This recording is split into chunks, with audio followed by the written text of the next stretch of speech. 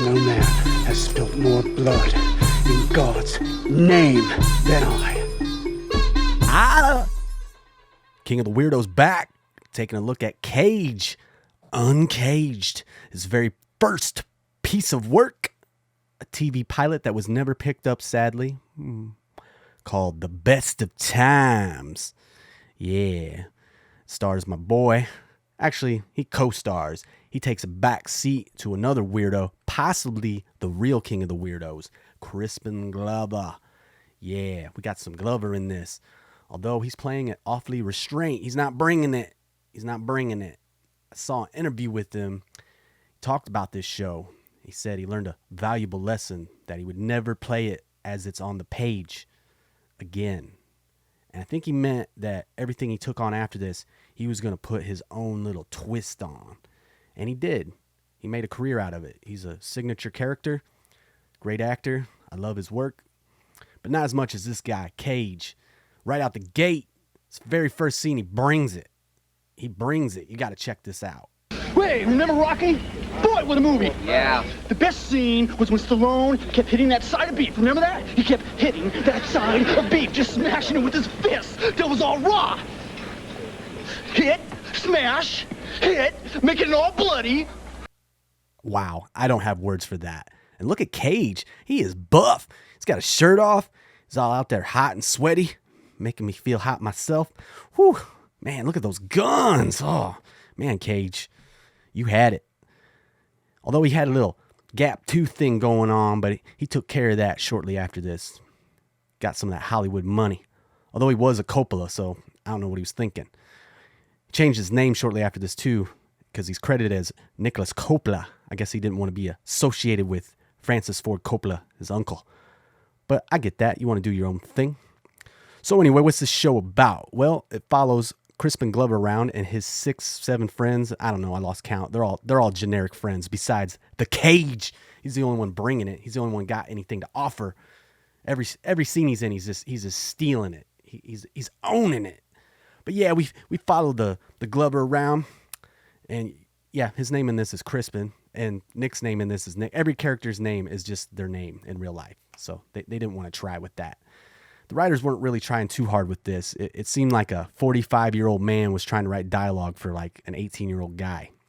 It comes off that way. Very hokey, cheesy dialogue, cheesy jokes. They're lame. Dad jokes. They're dad jokes in the 80s. It's not that good. I can see why this wasn't picked up, but it does have a sense of heart. So I think what really killed it was it's weird. It's very strange. They got a lot of moments where they're breaking the fourth wall. They're talking directly to the camera like I am, you know. And that's commonplace now with shows like The Office and Trailer Park Boys and Parks and Rec. Back in 81, I think that was original. I think that was a cool thing. You know, I hadn't seen anything doing that back in the day. You know, The Office was one of those things that kind of blew my mind when they would talk directly to you. It made it feel personal. And they're trying to do that with Crispin Glover. He's the one mainly talking to the camera. But all the characters have their moment where they highlight them. You know, there's a scene where Cage is talking about his dad wanting him to go into, you know, enlist in the war. And he's scared about it. He doesn't know how to feel about war. You know, they try to be touching, but, you know, it's Cage, so it's kind of goofy. But yeah, it's kind of like a variety show. It's full of skits. It doesn't really tell a linear story. I guess the only thing that's kind of tying it together is a dance that's going on at the end of the show. You know, it's one guy, he's at a telephone booth and he keeps calling up different girls and he's trying to get a date, but they're all rejecting him in, you know, bad jokes. And finally gets a girl that agrees, and it turns out to be the sister, and she's only 10 years old. And he's all like, "I'll call you back in 8 years." You know, they don't want to go into that pedophile area, but you know, they're dabbling in it. There's also musical numbers in this. They're kind of cheesy. There's a scene where they're working at a car wash, and you think they play at the car wash, but they don't. They play working 9 to 5. Maybe they couldn't get the copyrights for it. I don't know. And there's another scene where they're at a department store, and all the girls are going crazy over Crispin Glover. It's not very believable, but they call him a heartbreaker, so they bust out Pat Benatar's Heartbreaker. Very cheesy dance number. Yeah, there's dance numbers in this too. It's fun to see old Cage dancing it up and Crispin Glover. It's pretty funny. Speaking of dancing, oh my God, there's this scene where Glover, he wants the new Talking Heads album. I think he's referring to Remain in Light.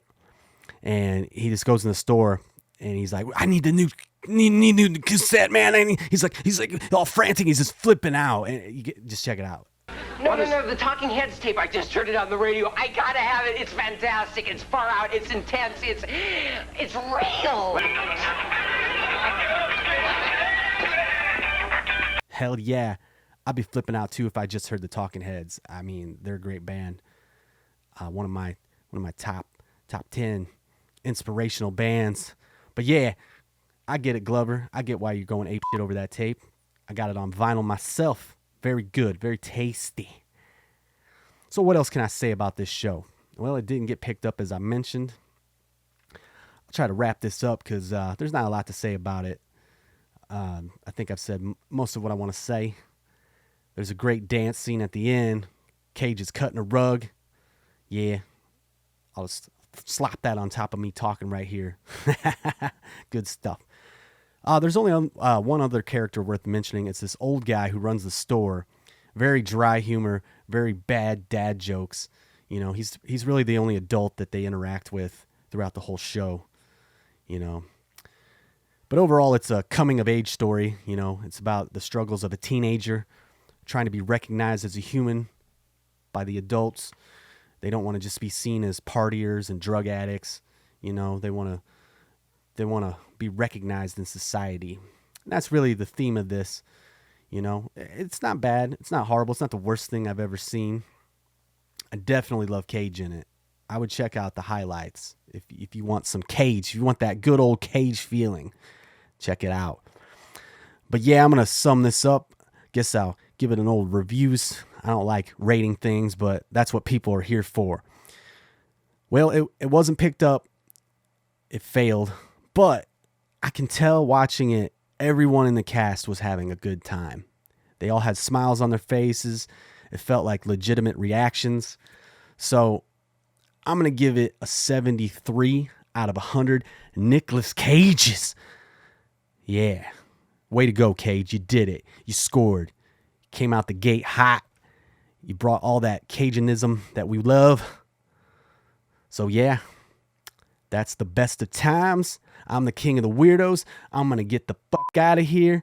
Till next time, peace out.